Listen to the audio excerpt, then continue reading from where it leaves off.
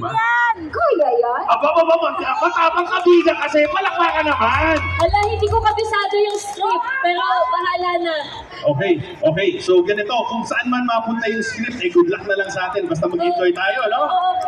Okay. So, tatabi na po ako. Ako kunyari ang direktor sa inyong eksena. Ready, lights, camera, action! Sa totoo lang, bakit nandito ka pa? Di ba dapat wala ka na dito? Sino nagpabalik sa'yo? Eh, yung daddy mo. Actually, sabi niya pa nga, asset ako dito. Huwag ka mo sa tenga. Hindi ko na maalala yung lines. Ang yapang mo. Hindi ka asset, visit ka. Ako yung visit? Ako yung visit? Mas visit ka! Ay! Actually, Oh! tanungin mo silang lahat. Sabi nila, ako yung asset sa ospital na to.